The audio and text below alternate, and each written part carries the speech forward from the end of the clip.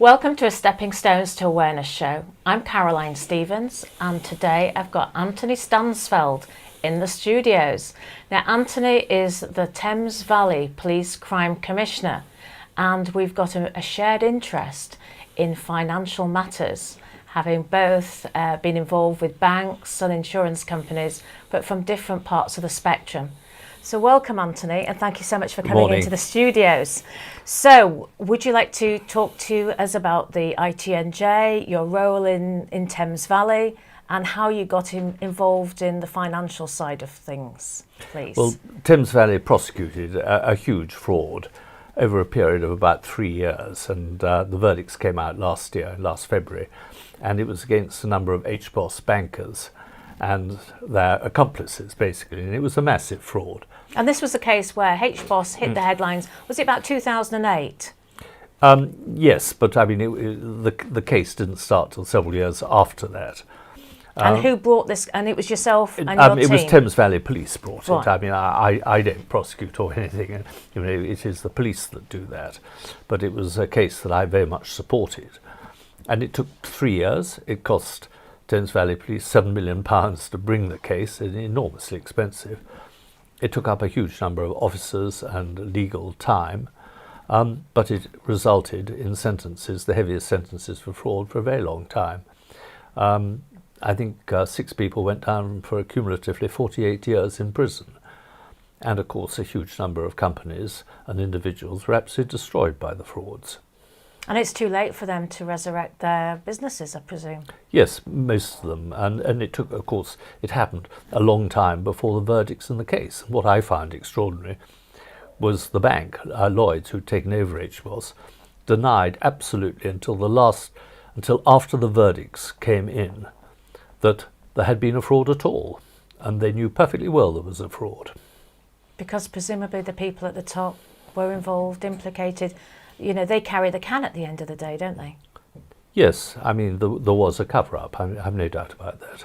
And do you feel this sort of thing still happens today? Yes, I think it was the tip of an iceberg. This was one branch of one bank. I think it's gone on very wide scale in 2 banks in particular. I think it was going on in Lloyds itself, besides HBOS, and Lloyds, of course, took over HBOS, and I think it was going on in the Royal Bank of Scotland. And I noticed in the letter that you showed me this morning that it is very difficult for police resources to spend that much time on these matters because, you know, they haven't got the facilities, they haven't got the resources. So the funding means that you haven't got the specialised people that you need to be able to bring these people to account. And that is absolutely the case. The police don't have the capacity or the capability. I mean, Thames Valley is one of the biggest police forces in the country, and it's stretched us absolutely completely. But for most police forces, which are half the size or a third of our size, they simply don't have the money to take on a big case, especially if a bank is involved. Well, it's interesting hearing your situation in Thames Valley. I used to be the education spokesman for an actuarial consumer working committee, and I was the only non-actuary on that team. And you know, we looked at the small print that was being produced by the banks, for example, when they asked customers to sign contracts with them. And we've got financial education into schools now, and I was part of that campaign with Martin Lewis. But, you know, you can do all the education you want in these schools, but when the small print keeps getting smaller and smaller and more complicated, then it's not going to help matters, is it, the education in schools, because the banks are one step ahead.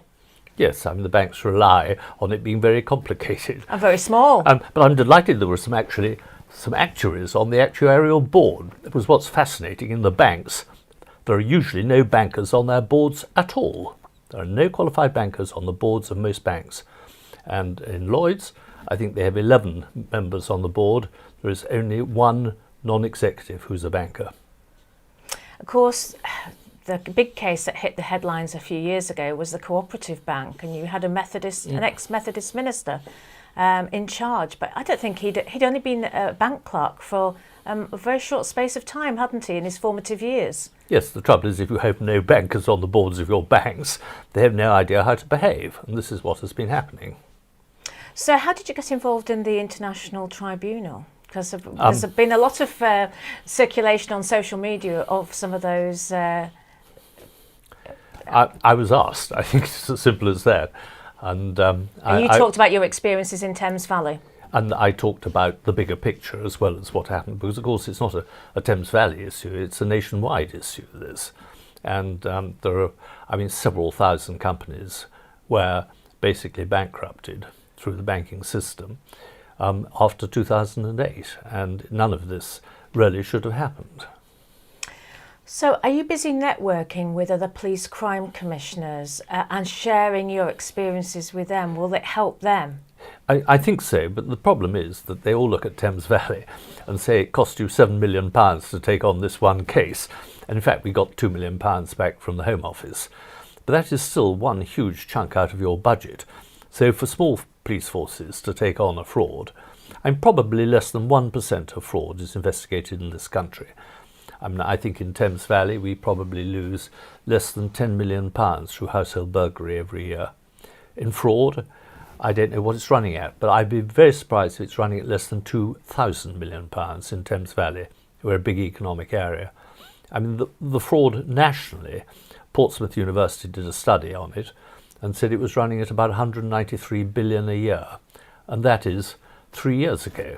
I heard the Home Secretary, I think it was in 2015, give a speech in London where she said it was running at about 60 billion. The trouble is, nobody knows what it's running at.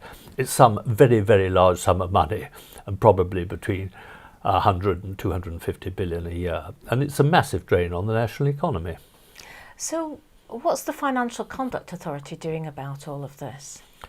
Well, I think they're very stretched for a start. I don't think they have enough people to deal with these problems. I think, the will is probably there, but the means is not there to actually do anything about it.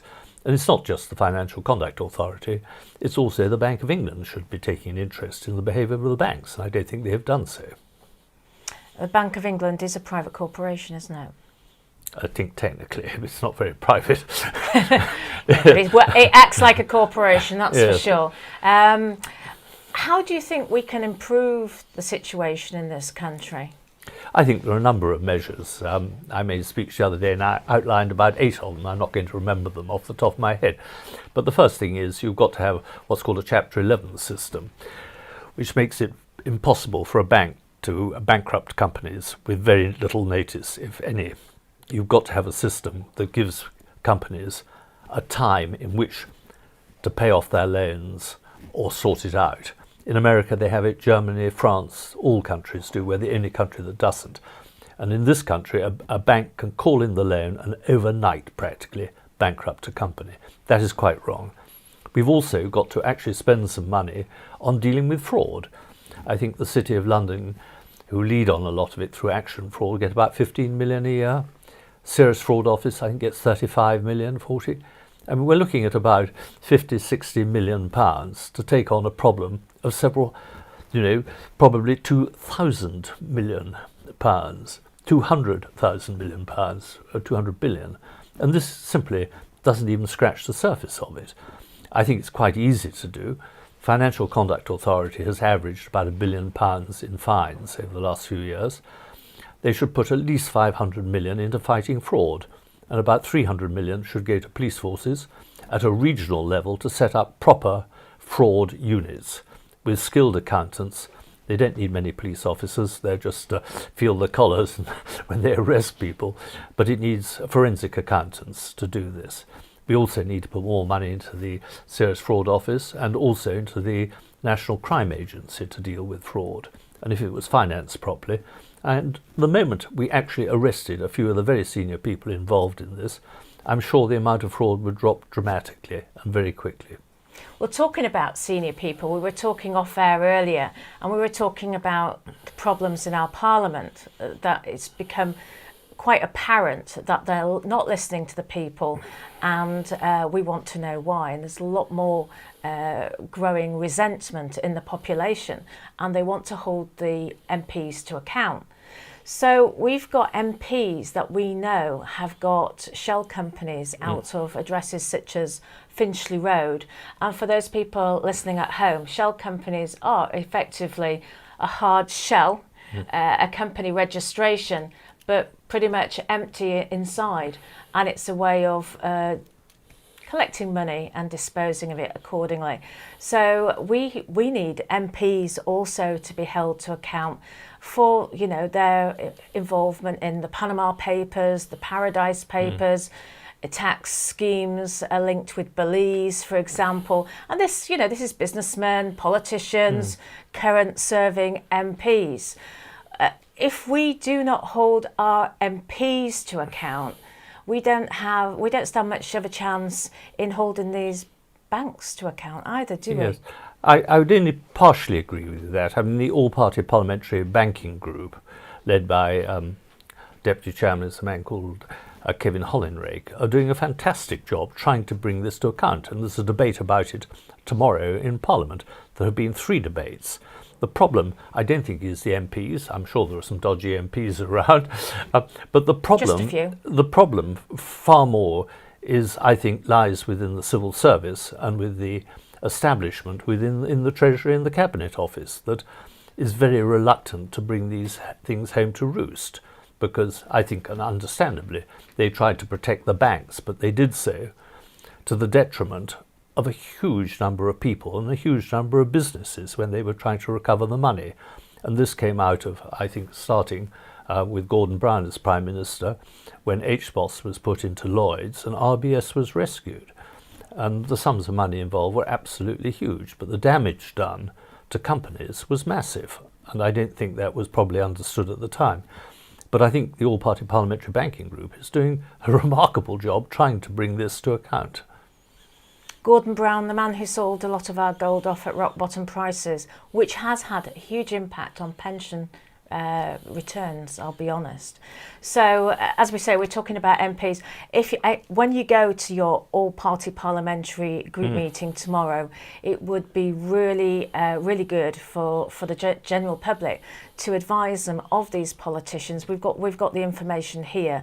So if you can highlight the fact that some of these politicians do have shell companies in Finchley Road and other such addresses, then that would maybe 2019 would be a happy new year for the general public. I mean, I don't speak at the debate. I'm not a member of Parliament. You know, I may but you could be our go-between. I may be elected over a very large area, but I'm not a member of Parliament, so I don't speak. But I have no doubt at all that a lot of MPs will go to it. And I think they're entirely sympathetic, the MPs that go to it.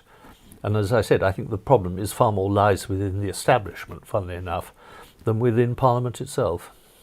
Well, sometimes the parliamentarians are part of the establishment as well. That is what true. we can do is we can give you some of our videos. We've actually interviewed an expert on shell companies out of Finchley Road, and I've interviewed him 5 times. So perhaps you could share some of those videos with the MPs, and we now need a call for them to investigate perhaps some of their fellow peers. So, Anthony, would you like to leave a message for the public, the people at home watching the show today? What would you like to say to them? I think I'd like to say that fraud is on a far larger scale than people realise. It's hugely damaging to the economy. I mean, we're supposed to be bailing out the European Union with 39 billion. But if we're losing 3 or 4 times that in fraud every year, there is something going badly wrong. And of course, it slows down our economy generally, and it ruins a lot of people. LIBOR and PPI skimmed money off the top, but it didn't ruin people. This particular way of doing business by the banks has ruined a huge number of people and destroyed a huge number of businesses, and that is unacceptable. Absolutely, yes, for sure. Anything else? No, that'll do. Well, thank you so much, Anthony, for coming into the studios. Thank you. And hopefully we'll interview you again soon. Okay, thank you. And we'll get some feedback as to what the MPs say about Finchley Road and their involvement in the Panama and Paradise Papers. I have to say I know very little about that. I'll give you some information. Okay. Thank you, and all the you very best, and much. have a great Christmas. Thank you. Thank you. Bye. you. And thank you to Right. everybody at home for watching the show. And I'm hoping that I'm going to have Anthony back in the hot seat next year, and he's going to give us feedback from the MPs. Have a great Christmas, everybody. I'm sure it's going to be a happy new year for us. Thank you and goodbye. Mm.